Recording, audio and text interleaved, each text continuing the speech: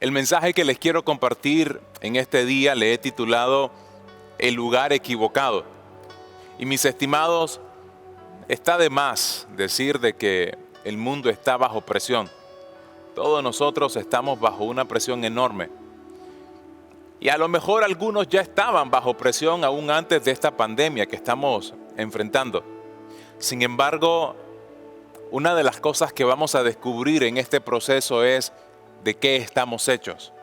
Y me encantaría que vaya a su Biblia rápidamente y por favor acompáñenme al libro de Hechos, en el capítulo 16, versículo 22 al 24. Y quiero que leamos un episodio de la historia de Pablo y su compañero Silas, precisamente en un momento tenso, de mucha dificultad y por supuesto de mucha presión. Entonces, la multitud se amotinó contra Pablo y Silas, y los magistrados mandaron que les arrancaran la ropa y los azotaran. Después de darle muchos golpes, los echaron en la cárcel y ordenaron al carcelero que los custodiara con la mayor seguridad. Al recibir tal orden, éste los metió en el calabozo interior y les sujetó los pies en el cepo. A eso de la medianoche, Pablo y Silas se pusieron a orar y a cantar himnos a Dios, y los otros presos los escuchaban. Preste atención a esto. Pablo y Silas están en la cárcel. Pero uno en la cárcel puede hacer oración, puede clamar, puede llorar, podemos hacer muchas cosas, pero cantar no es precisamente una de las primeras opciones que uno tiene. ¿Le ha pasado de que usted se encuentra en una situación X o Y y viene alguien y le pide algo que tal vez está fuera de lugar? ¿Ha estado en esos sitios donde hay personas que reaccionan de una manera tan extraña que todo el mundo los queda viendo? Bueno, precisamente es lo que Pablo y Silas en este momento están haciendo. Uno canta en un templo, uno canta en una reunión cristiana, pero cantar en la cárcel no es aparentemente un sitio adecuado. Pareciera ser el lugar equivocado para comenzar a adorar. Yo no soy cantante, hubiera querido cantar, a mí me fascina la música, estudié un poquito de música, créame, y medio quise intentar hacerle al canto, pero me di cuenta de que no es lo mío. Pero cuando estaba niño, por ahí de 8 o 9 años, en la cuadra, no sé si a ustedes les ha pasado, ¿verdad? O si les pasó en su niñez, pero había una niña, porque era niña, una niña de la cuadra que nos gustaba, a los que vivíamos en la cuadra. Y entonces me acuerdo que uno de mis vecinos, uno de mis mejores amigos en aquella época, me dice: hey Alberto, vamos a cantarle a... No les digo el nombre, ¿verdad? No vaya a ser. Vamos a cantarle. Eran como las 5 o 6 de la tarde, una serenata. Y entonces tomó valor y le digo: dale pues, vamos. Y nos vamos a poner en la acera, afuera de la casa de ella. El cuarto de ella había una ventana que daba precisamente una vista hacia la calle, donde precisamente íbamos a estar nosotros, mi amigo y yo. Y comenzamos a cantar: linda mujer, oh ven junto a mí. En aquella época esa era la canción que estaba sonando bastante fuerte. Soy para ti, tú para mí. Y recuerdo que mientras estábamos cantando esa canción, ella abre la persiana de su cuarto y nosotros estamos notando, por supuesto, mientras estamos cantando.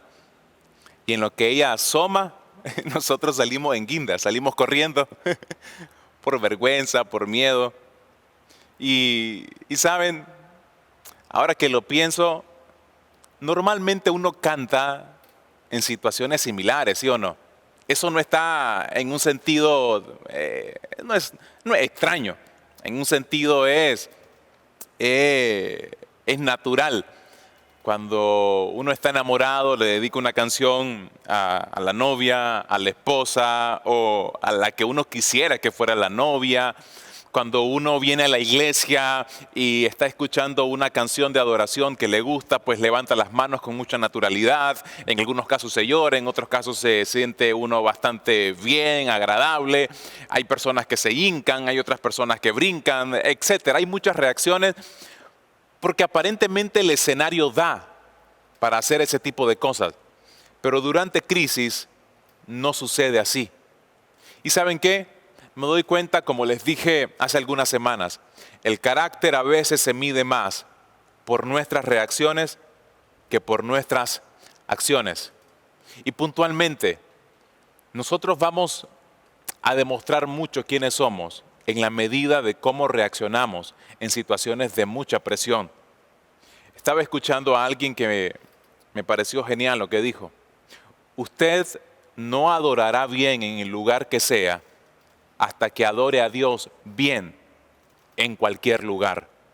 Una de las cosas que puntualmente creo que estamos perdiendo como creyentes en esta temporada de pandemia es la capacidad para continuar adorando al Señor en el lugar donde nos encontramos.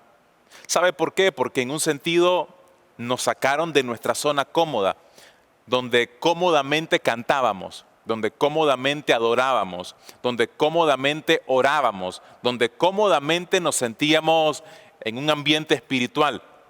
Y cuando nos sacan de una zona cómoda, se nos dificulta poder adaptarnos a un nuevo escenario. Y por lo tanto, muchas de las cosas que se miran afectadas, entre ellas, ¿saben cuál es? Nuestro nivel de adoración. Y cuando hablo de adoración no me estoy refiriendo únicamente a términos de música. La adoración tiene que ver con obediencia, pero también tiene que ver con confianza, tiene que ver con paciencia, con aprender a esperar, tiene que ver también con humildad. Porque yo solamente puedo adorar en la medida en la que yo reconozca quién soy yo y quién es Él. Yo no puedo adorar a quien no conozco. ¿Recuerdan eso? No se puede adorar lo que no conocemos. Y la adoración me permite tener acceso al trono de la gracia del Señor y poder tener intimidad con Él. Pero una de las cosas que creo que está afectando mucho esta temporada es precisamente la pérdida de nuestra intimidad. Se nos está haciendo muy difícil tener intimidad. Y en muchos casos, porque evidentemente nos hace falta el conectarnos con una comunidad cristiana, el conectarnos con otras personas y generar un ambiente de adoración y de alabanza al Señor, un ambiente donde podemos escuchar la palabra y eso es muy bueno y ojalá el Señor nos permita de la manera más pronta poder volver a hacerlo. Pero ¿qué tal si no es tan pronto como uno quisiera? ¿Qué tal si esta nueva normalidad que estamos viviendo se extiende un poquito más? ¿Qué tal si vamos a tener que aprender a vivir en este nuevo escenario y por lo tanto aprender a cantar, a alabar, a honrar, a orar, a clamar, en fin, todo eso, pero desde nuestra casa? ¿Qué tal? ¿Cómo adorar a Dios en los lugares, entre comillas, equivocados? Porque no hay lugar equivocado para adorar al Señor, mi estimado y mi estimada. No hay lugares equivocados, todo lugar es idóneo. Donde yo esté, ahí donde usted está, es idóneo para adorar al Señor. Es idóneo para humillarnos delante del Señor. Y le quiero regalar 3 consejos acerca de cómo lograr esto. Cómo adorar al Señor independientemente de la circunstancia, del escenario o de la condición en la que yo me encuentre. Número 1, recuerde que Dios es bueno. Ese es el primer principio y probablemente lo he escuchado una cantidad de veces enorme, pero va a ser importante que siempre recuerde esto. Dios es bueno. Pablo dijo en el libro de Romanos, capítulo 8, verso 28, sabemos que Dios obra en toda situación para el bien de los que lo aman, los que han sido llamados por Dios de acuerdo a su propósito. Ahora, decir Dios es bueno como frase hecha siempre ha sonado muy espiritual, ha sonado como una frase en la que Uno normalmente recibiría un amén si este auditorio estuviera lleno en este momento y yo digo, Dios es bueno. Más de alguno probablemente me soltará, amén, amén. Esos que normalmente siempre te hacen sentir que están conectados con el mensaje, no. Pero decirlo ahí en la sala de nuestra casa, o si usted está en su cuarto, en su habitación, decirlo en su vehículo, decirlo precisamente cuando está recibiendo un diagnóstico médico bastante desagradable. Decir Dios es bueno cuando te están entregando la carta de despido. Decir Dios es bueno cuando el matrimonio se está destruyendo, cuando los hijos se están yendo de casa. Decir Dios es bueno en cada uno de estos momentos no es tan fácil. No produce ese amén tan fácil que a veces soltamos cuando estamos en un templo. Mi estimado, yo soy de los que cree que a través de la oración Dios puede responder y actuar en base a una petición del corazón de sus hijos. Yo soy de los que cree de que voy a ver la sanidad de un cáncer si yo oro. Soy de los que cree que puedo ver las deudas cómo pueden ser canceladas si oro. Y voy a ver la bondad del Señor en cada una de esas situaciones. Pero voy a seguir creyendo que Dios es bueno, aun si no me responde ninguna de esas peticiones. Porque la bondad de Dios no está definida por las circunstancias que yo estoy viviendo. La bondad de Dios está definida simplemente porque esa es su naturaleza. Él es bueno. Y se lo dije hace poco, Dios no tiene bondad, Él es la bondad.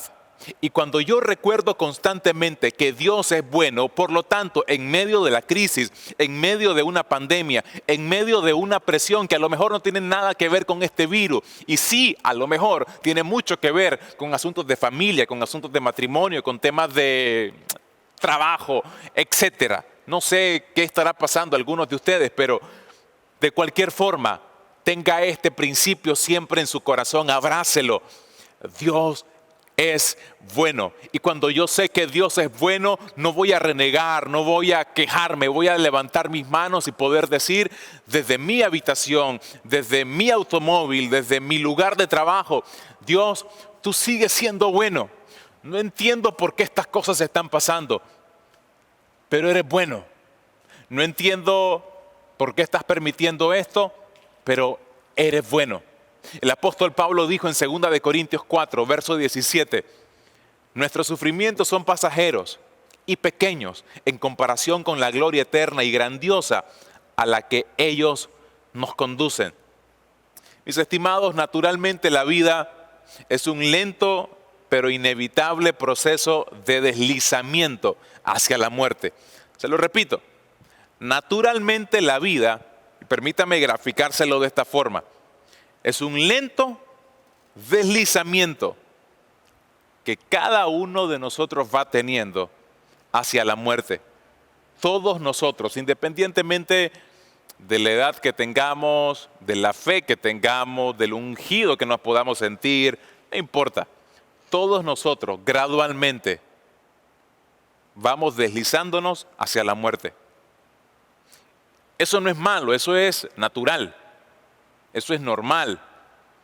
Sin embargo, a la vez que de manera natural nos vamos deslizando hacia la muerte, porque es parte del ciclo de la vida, también en términos espirituales vamos ascendiendo, vamos escalando para tener un encuentro con la presencia del Señor. ¿Sabe qué sería lo idóneo?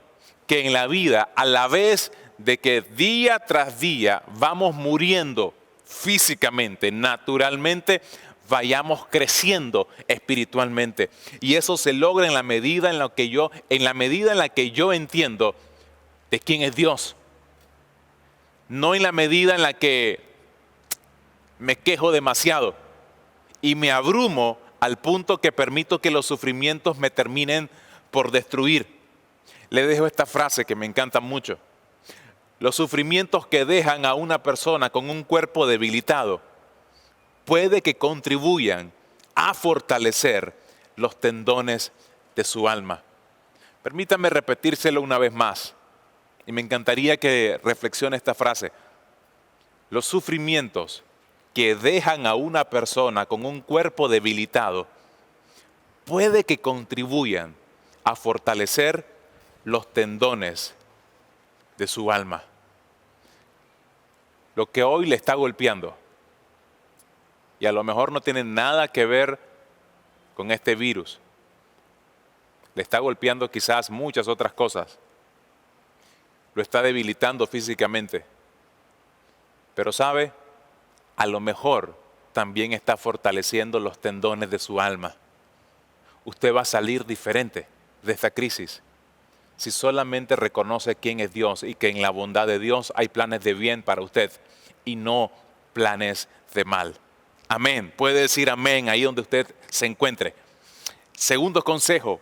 Por favor, si está tomando nota, anote este segundo consejo. Aprendamos contentamiento. ¿Sabe por qué?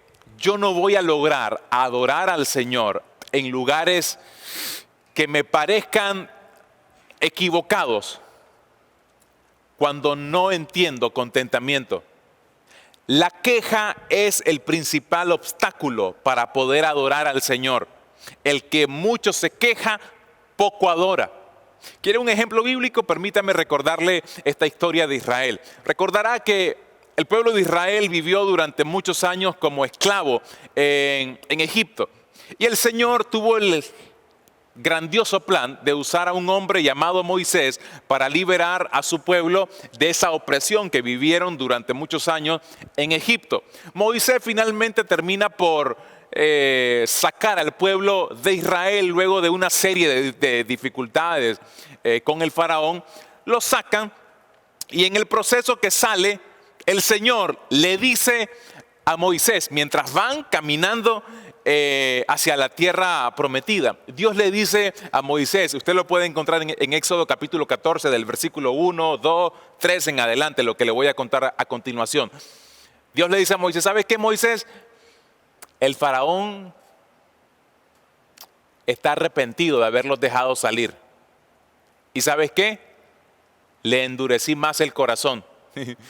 Y ahora viene por ustedes. Acaba de salir de Egipto con todo un ejército y viene por los huesos de ustedes. ¿Se han sentido de que Dios a veces nos saca de un problema para a veces meternos en otro? Israel pasó como esclavos por casi 400 años. Y cuando finalmente Dios te saca, pareciera que te saca para meterte a otro problema y aparentemente mayor. Y aquí es cuando sucede algo bastante interesante. Por favor, vaya a la Biblia en Éxodo 14, versículo 10. Y los hijos de Israel alzaron sus ojos y clamaron al Señor cuando se enteraron de que los egipcios venían tras ellos. Y entonces sucede lo siguiente. Israel está transitando hacia la tierra prometida, pero en el camino chocan con el mar. Y el mar les impedía continuar su trayectoria. No podían regresar porque detrás venían los egipcios. No podían avanzar porque acá adelante estaba el mar. ¿Qué hacemos cuando estamos entre la espada y la pared? ¿Qué se hace cuando no podés ir ni a un lado ni al otro lado porque básicamente no tenés opciones? Y básicamente es lo que hizo el pueblo de Israel. Los hijos de Israel alzaron sus ojos y clamaron al Señor. Hasta ahí pareciera lo más espiritual, clamar a Dios en tiempos de crisis, pero no adoraron. Y usted dirá, bueno, pastor, pero es que a lo mejor no se le ocurrió estar adorando en ese momento. Lo que se le ocurre a uno es clamar. Y está bien, clamar no está necesariamente mal. De hecho, es muy bueno. Hágalo. En tiempos de dificultad tenemos que aprender a clamar. Clamar significa insistir, insistir, insistir hasta que Dios intervenga. Eso es muy bueno. Pero cuando el clamor no obtiene una respuesta inmediata, usualmente el clamor se convierte en reclamo. Se lo repito, cuando mi clamor no obtiene respuesta inmediata, usualmente mi clamor se va a convertir en un reclamo. De ahí que hay mucha gente que vive con mucha amargura, a pesar de que les conocemos por ser personas de oración. ¿Ha visto esa gente que te dice, pero yo oro y Dios nunca me responde? Yo he orado para que me sane, yo he orado para que mi matrimonio se restaure, yo he orado para que mis hijos regresen a la casa, he orado, pero ya hay un corazón contaminado por la amargura. Porque como no miran respuestas inmediatas, lo primero que se te viene es enojo, es reclamo. Ahora usted ya conoce la historia. Finalmente Dios abrió el mar y el pueblo de Israel pudo pasar. Mientras a la vez el Señor estaba impidiendo de que los egipcios continuaran su recorrido. Éxodo 14, versículo 11. Y le dijeron a Moisés, ¿por qué nos trajiste aquí a morir en el desierto? ¿Acaso no había suficientes tumbas para nosotros en Egipto? ¿Qué nos has hecho? ¿Por qué nos obligaste a salir de Egipto? ¿No te dijimos que esto pasaría cuando aún estábamos en Egipto? Te dijimos, déjanos en paz, déjanos seguir siendo esclavos de los egipcios. Es mejor ser un esclavo en Egipto que un cadáver en el desierto. Todo esto lo están diciendo antes de que el Señor les abriera el mar. La queja estaba en los labios de ellos. Piden explicaciones. Ha estado ahí en esa etapa de la vida, cuando uno le pide explicación al Señor, cuando uno le pide explicación al líder, al pastor, y le dice, ¿por qué? Explíqueme, ¿por qué me pasó esto? Explíqueme, dígame, usted que es líder, usted que es pastor, usted que sabe Biblia, explíqueme, a ver, ¿por qué se murió mi mamá? ¿Por qué perdí a mi hijo? Y sabe, puede que haya alguna explicación, pero yo me doy cuenta que las explicaciones jamás te van a quitar la queja o la amargura del corazón. Porque pensamos que la explicación nos va a sanar, pero la explicación no va a sanar, mi estimado. Lo que nos va a sanar es aprender a tener contentamiento en medio de la situación difícil que hemos vivido, que estamos viviendo o que vamos a vivir. Éxodo 14:31 describe lo que a continuación sucede. Dios abre el mar y mire lo que pasa con Israel. Cuando el pueblo de Israel vio el gran poder que el Señor había desatado contra los egipcios, se llenaron de temor reverente delante de él. Entonces pusieron su fe en el Señor y en su siervo Moisés. Capítulo 15, versículo 1. Luego Moisés y los israelitas le cantaron esta canción al Señor. Ya aquí habían cruzado el mar. El mar ya lo habían dejado atrás. Cuando finalmente están en la otra orilla, ellos vuelven a ver y miran que los egipcios de paso se habían muerto ahogados, porque el Señor también había cerrado las aguas del mar. Y ellos vuelven a ver y dicen, wow, el Señor ha sido bueno. Pusieron su fe nuevamente en Él. Ya estaban otra vez felices. Y luego añade este versículo. Moisés y los israelitas le cantaron esta canción al Señor. Cantaré al Señor, pues ganó la victoria sobre sus enemigos. Lanzó al mar al caballo y al jinete. Luego la hermana de Aarón, la profetisa Miriam, tomó una pandereta. Todas las otras mujeres la siguieron bailando y tocando panderetas. Mientras ella cantaba, canten al Señor, ha hecho maravilla. Lanzó al mar, al caballo y al jinete. Hasta entonces adoraron. Hasta entonces cantaron. El problema no es que hayan cantado o que hayan adorado en la otra orilla. El problema es que solamente lo hicieron ahí. Muchos de nosotros cantamos y adoramos solamente cuando hay respuestas de parte de Dios. Pareciera que solamente somos felices en la medida que las cosas salen conforme a nuestros deseos. ¿Y qué tal si las cosas nunca suceden como yo quisiera? ¿Voy a perder mi contentamiento? ¿Voy a perder mi gozo? ¿Qué tal si el Señor no responde? ¿Será que no voy a ser feliz por una respuesta que jamás recibí? Pablo nos enseñó en Filipenses 4, versículo 11 al 13. No lo digo porque tenga escasez, pues he aprendido, y escuche esto, he aprendido a estar contento en cualquier situación. Sé vivir con limitaciones y también sé tener abundancia. En todo y por todo estoy enseñado, tanto para estar satisfecho como para tener hambre. Lo mismo para tener abundancia que para sufrir necesidad. Todo lo puedo en Cristo que me fortalece. Observe esa frase que Pablo dice de una forma magistral. He aprendido a estar contento. Que no es lo mismo a estar conforme. La palabra conforme es una palabra compuesta que básicamente significa con la forma de. Durante crisis, durante tiempos de dolor, durante tiempos de pandemia, la gente toma la forma de la crisis. Y cuando digo que toma la forma es que la crisis externa la vuelven interna. El dolor externo lo hacen suyo y toman esa forma. ¿Recuerdan cuando la Biblia dice de que David era un hombre conforme al corazón del Señor? Ok, lo que quiere decir es que David tenía un corazón que buscaba tener la forma del corazón de Dios.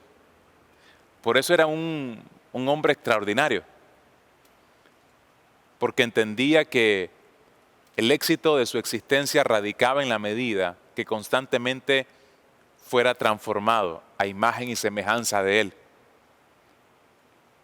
El conformismo, desde el otro bando negativo, provoca una serie de cosas que nos terminan por destruir. Pablo no aprendió a conformarse. Pablo aprendió a contentarse. El contentamiento es una palabra también que en su original, ¿sabe lo que significa? Significa algo que contiene. Contentamiento significa yo contengo algo. Y a lo que Pablo se está refiriendo es al gozo, la satisfacción. La satisfacción no es algo que yo consigo por causa de objetivos logrados, de metas cumplidas. El gozo no es algo que sucede por causa de situaciones que estoy viviendo. El gozo es algo que yo contengo. Contentamiento tiene que ver con algo que yo contengo. Está acá dentro de mí, fluye dentro de mí. Y por supuesto significa que habrán momentos difíciles, claro. Significa que no va a haber tristeza, no significa eso, va a haber tristeza. Voy a llorar, me va a doler una mala noticia, pero lo que contengo, ese gozo que contengo, eso que no lo consigo afuera, sino que lo tengo acá adentro, eso me va a sostener en momentos de crisis. A eso nos referimos con contentamiento y eso es lo que aprendió Pablo, mis estimados. He aprendido, dice una vez más Pablo, a estar contento en cualquier situación. Tercer consejo y el último que le quiero regalar. Recuerde el poder de la adoración. Hace algunos años estaba escuchando a un muy conocido adorador de Latinoamérica y él estaba diciendo acerca del poder que tiene la adoración. Y se lo quiero compartir. Él hablaba de 3 cosas que provoca la adoración en el corazón de una persona. Número 1, dice, la adoración corrige mi visión. Eso significa que me enseña a ver las cosas desde una perspectiva diferente. Ya no lo miro de la misma manera. ¿Recuerda cuando cantábamos aquella canción, cuán grande es Dios? Cántale, cuán grande es Dios. Cuando uno canta, pero no solamente cantar por cantar, sino cuando uno entiende lo que está cantando,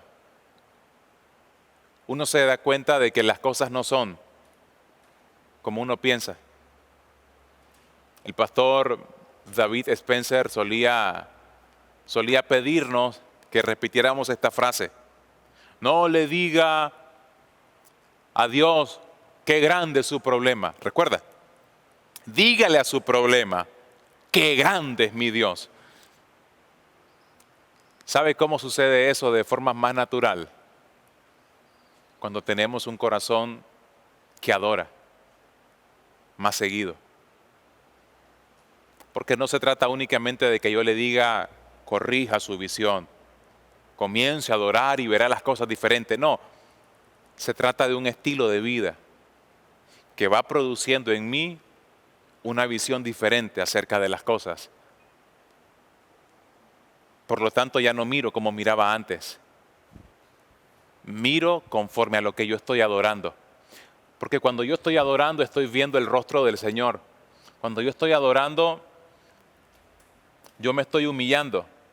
Y recuerde, por favor, que adoración no es únicamente cantar. De hecho, eso es apenas una parte pequeña de lo que es adoración. Hablo adoración de aquella persona que entiende quién es y quién es Él. ¿Quién es uno y quién es Él? A eso me refiero con adoración. Por lo tanto, cuando estoy adorando, estoy delante del trono. Yo estoy humillado. Yo lo estoy viendo a Él sentado en su trono. Cuando estoy diciendo cuán grande es Dios, lo veo más grande. Se hace más sencillo poder decirle al Señor, Señor, mi problema no es tan grande como yo pensaba. Tú eres más grande. Corrige mi visión. Pero número 2, la adoración me hace agradecido. ¿Sabe por qué? Porque en la medida en la que yo paso tiempo con el Señor, comienzo a reconocer las cosas buenas que están pasando alrededor de mí. Alguien pudiera pensar, ok, pero qué bueno puede estar pasando en este momento en el mundo, cuando estamos en temporada de pandemia, cuando pareciera que la normalidad a la que estábamos acostumbrados antes del coronavirus va a ser difícil que regrese. Bueno, mi estimado, independientemente de lo que estemos enfrentando en este momento a nivel mundial, Dios sigue siendo bueno. Usted sigue alimentándose, usted sigue respirando un aire, usted sigue teniendo mamá, papá, esposa, esposo, hermanos, hijos, por los cuales agradecer al Señor. Y aunque uno pensará, bueno, pero es que eso lo tengo diario, no es que... El problema es ese, que damos por sentado muchas cosas en la vida. Y cuando damos por sentado muchas cosas en la vida, volvemos común las cosas que son tan importantes. No demos por sentado todo lo que tenemos. Cuando yo no doy por sentado todo lo que tengo, mi corazón se vuelve un corazón agradecido. Y número 3, les dije que la adoración corrige mi visión, la adoración me hace agradecido. Y número 3, la adoración moviliza la ayuda divina. Cuando uno adora, cuando uno rinde su corazón ahí en su casa, sin necesidad de estar en un ambiente más idóneo, pensaría uno, como un templo, pero ahí donde usted está, si toma tiempos en su día a día, tiempos de 5, 10, 15 minutos, no importa tanto el tiempo, sino la profundidad de ese tiempo. Cuando usted toma esos espacios para adorar al Señor, levantar sus manos y si canta, canta, y si no, simplemente para adorarlo a Él. Adorarlo a Él significa comenzar a declarar cada uno de los atributos del Señor. Señor, tú eres bueno. Señor, tú eres misericordioso. Tú eres poderoso para salvar. Tú estás aquí conmigo. Tú eres mi esperanza. Tú eres mi refugio. Y comienza a levantar en alto el nombre del Señor. La ayuda divina se comienza a mover desde los cielos hasta acá, en la tierra. Rápidamente le quiero dar un ejemplo. Segunda de Crónicas, capítulo 20, versículo 12. Está en una temporada cuando Josafat era el rey de Israel y un ataque inminente se acerca. Millones de soldados enemigos vienen a atacar a Israel y Josafat y todo el pueblo, por supuesto, se llena de temor. Y dice el versículo 12 de Segunda de Crónicas 20: oh Dios nuestro, ¿no los vas a detener? Somos impotentes ante este ejército poderoso que está a punto de atacarnos. ¿No le parece el mismo discurso que usted y yo tenemos a veces? Somos impotentes ante este problema. Somos impotentes. No sabemos qué hacer, añade. No sabemos qué hacer. Si usted me preguntara cuál es una de las frases que más he escuchado durante este tiempo de pandemia, y por favor, no solamente pandemia, las frases que uno más escucha en personas que están enfrentando algún problema y que a lo mejor buscan consejo, esta es la típica, la recurrente, el denominador en común. Te dicen esto: no sé qué hacer. No sé qué hacer para que la relación con mi hijo funcione. No sé qué hacer. El mundo no sabe qué hacer. Tomamos algunas medidas, pero en el fondo todavía no tenemos vacuna. ¿Hay esperanzas de que salgan algunas vacunas? Sí. Hay muchos laboratorios alrededor de todo el mundo que están apuntando a eso. Ojalá pronto la encontremos. Pero mientras tanto, no hay mucho que podamos hacer contra este virus, más que tomar las medidas que corresponden, por supuesto. Pero sigue siendo la misma frase que sale de los labios de toda persona que está enfrentando un problema: no sé qué hacer. Hace algunos años escuché esta expresión de parte de un pastor. Él dijo lo siguiente: no sabes que Dios es lo que necesitas hasta que sabes que Dios es todo lo que tienes. No sabes que Dios es lo que necesitas hasta que sabes que Dios es todo lo que tienes. Necesitamos darnos cuenta que en cualquier situación dolorosa, Dios es todo lo que usted tiene para salir de esa situación. Vea por favor lo que sucede a continuación con Josafat y todo el pueblo de Israel. Versículo 18. Josafat y todos los habitantes de Judá y de Jerusalén se postraron rostro en tierra y adoraron al Señor. Y los levitas de los hijos de Coat y de Coré se pusieron de pie para alabar al Señor a voz en cuello. Observe ese último pasaje. Y los levitas de los hijos de Coat y de Coré se pusieron de pie para alabar al Señor a voz en cuello. Durante tiempos de dificultad, adoraron. ¿Y sabe qué es lo que pasó? La historia es muy larga y no se la puedo contar toda, si no pasaríamos un buen rato en esta transmisión. Pero se la resumo. Dios intervino, se movilizó la ayuda divina y el pueblo de Judá, los habitantes que estaba en la ciudad de Jerusalén, salieron airosos de esa batalla. Mis estimados, en la medida en la que usted y yo adoramos, se va a movilizar la ayuda divina, desde los cielos hasta la tierra. Permítame concluir con esto.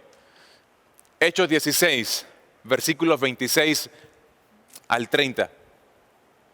Concluyo con la historia con la que comenzamos. La historia de Pablo y la historia de Silas. De repente, dice el verso 16, se produjo un terremoto tan fuerte que la cárcel se estremeció hasta sus cimientos. Al instante se abrieron todas las puertas y los presos se les soltaron las cadenas. Ahora, recuerde por un momento el contexto en el que estábamos. Probablemente se le haya escapado ahora porque pasamos a otros consejos, pero al inicio les dije que cuando Pablo y Silas quedaron presos, comenzaron a cantar. Y esto fue precisamente lo que se desató luego que ellos estaban adorando. De repente, cuando adora, algo puede suceder de repente. Un terremoto tan fuerte que la cárcel se estremeció hasta sus cimientos. Al instante se abrieron todas las puertas y a los presos se les soltaron las cadenas. El carcelero despertó, estaba dormido, y al ver las puertas de la cárcel de par en par, sacó la espada y estuvo a punto de matarse, porque pensaba que los presos se habían escapado. Y estaba a punto de matarse básicamente porque la condena por dejar escapar a unos prisioneros era la muerte. Si usted como carcelero sufría la fuga de algunos presos, usted iba a pagar eso y lo iba a pagar con su vida.